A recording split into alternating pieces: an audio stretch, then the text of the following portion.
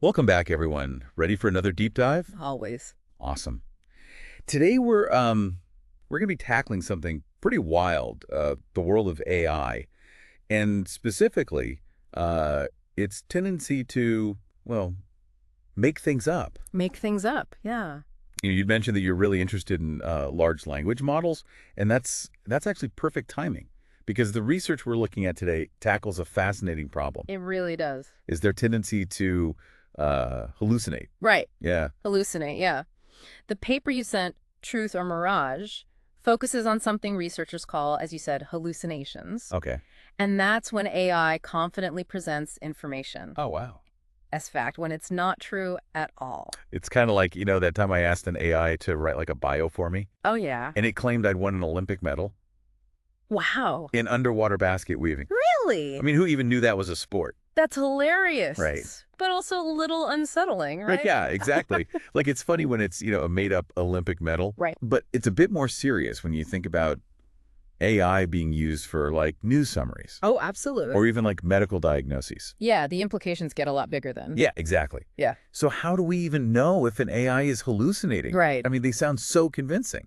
They do. They do. They sound so convincing, and that's part of the problem. Yeah. This paper unveils a new tool called LLM OASIS, Okay. which is trying to address this problem, Okay. trying to help us figure out. Tell me more about this LLM OASIS. What is it exactly? Yeah, so LLM OASIS is a tool that's designed to test how good large language models, or LLMs, are at spotting factual errors. Yeah. What's really interesting is that it uses a massive amount of data, Okay. over 81,000 pairs of factual and unfactual text. Wow. And all of this is pulled from Wikipedia. Wikipedia. Okay. That's a pretty creative source. Yeah. I wouldn't have thought of that. But how do they create a data set specifically for this? Right. Like, did they just grab, like, random Wikipedia articles? Not quite. It's actually a much more intricate process than that. Okay. They used a four-step method Okay. to create these text pairs. Got it. So first, they use existing LLMs Okay. to extract specific claims from Wikipedia passages. Okay. So for example, from a passage about the Eiffel Tower, an LLM might pull out the claim. The Eiffel Tower is located in Paris. Gotcha. So they have the claim. What happens next? So then that leads to the second step, which is where things get really interesting. Okay. This is where they intentionally introduce errors. Oh, okay.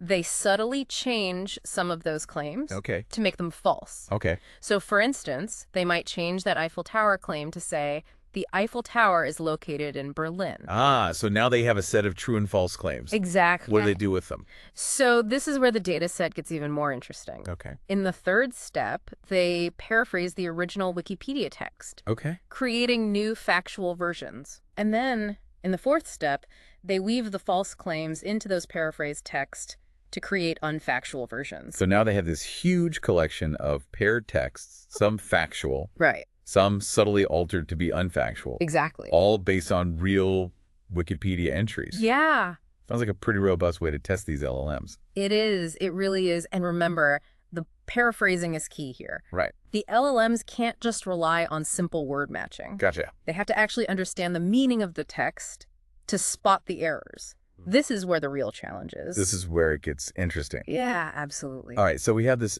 massive, cleverly designed data set. The real question is, how did the LLMs actually perform?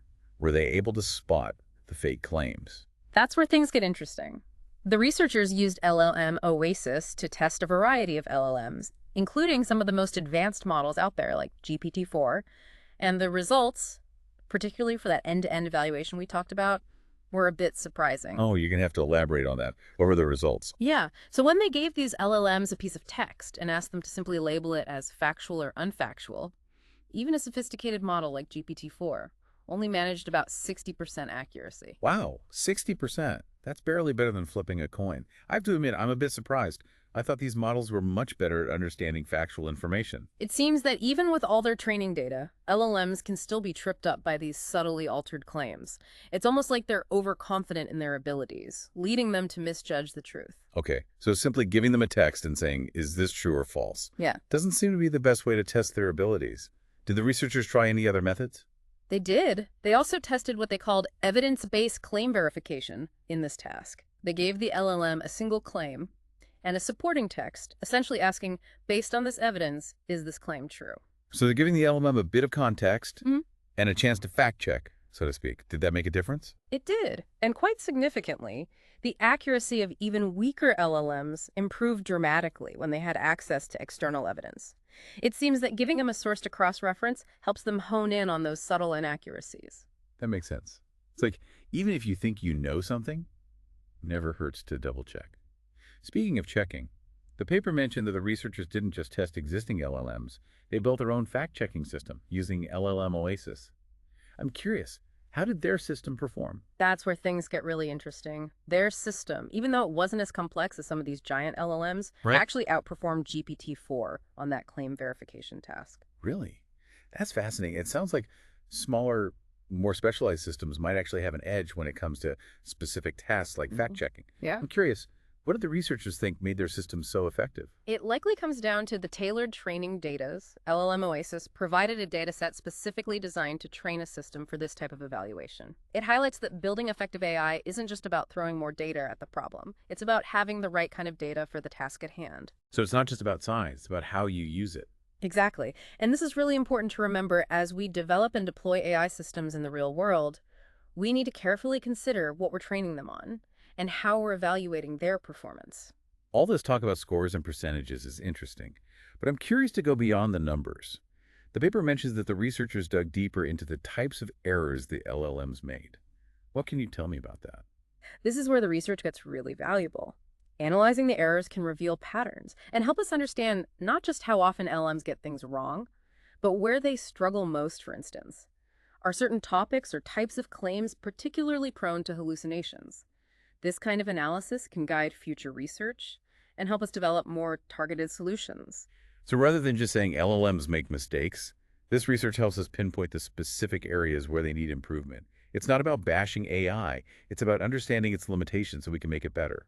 Precisely. Yeah. And as we move toward a future where AI is more integrated into our lives, understanding these limitations and developing ways to mitigate them becomes increasingly crucial. Speaking of a future with AI, what are some of the bigger implications of this research? I mean, we're already seeing LLMs used in so many aspects of our lives, from writing emails to generating code. That's a great point. As these systems become more pervasive, the stakes of factuality get much higher. Just imagine the potential consequences if an LLM-powered medical diagnosis tool hallucinates a critical symptom, or a news summarization tool misrepresents a key fact. Okay, now you're making me a little nervous. So what can we, as users of AI, do to make sure we're not being misled?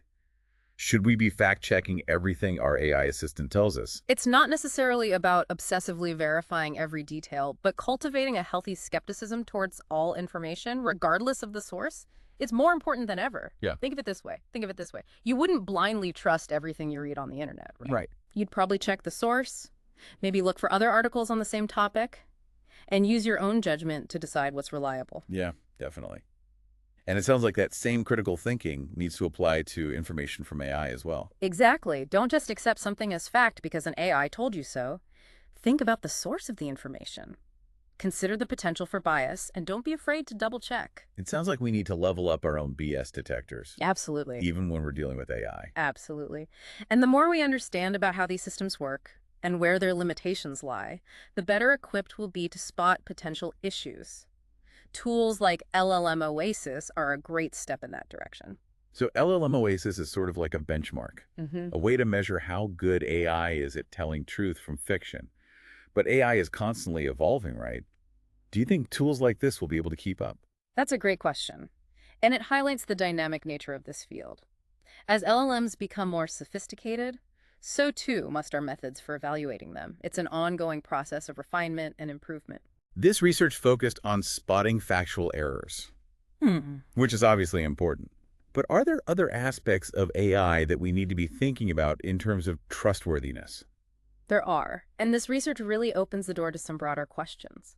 For example, how do we ensure that AI understands the nuances of context and intent? Right. A statement can be factually accurate, but still misleading if it's presented in a way that manipulates or distorts the truth. It's like that old saying, there's a right way and a wrong way to tell the truth. We need AI that can not only recognize facts, Right. but also understand how those facts fit into a larger picture. Exactly. We need AI that can think critically, just as we humans strive to do. And that raises the question of how we build trust in these systems. Once an AI has been shown to hallucinate, even if it's just occasionally, can we ever fully trust it again? Yeah, it's like that saying, fool me once, shame on you, fool me twice, shame on me.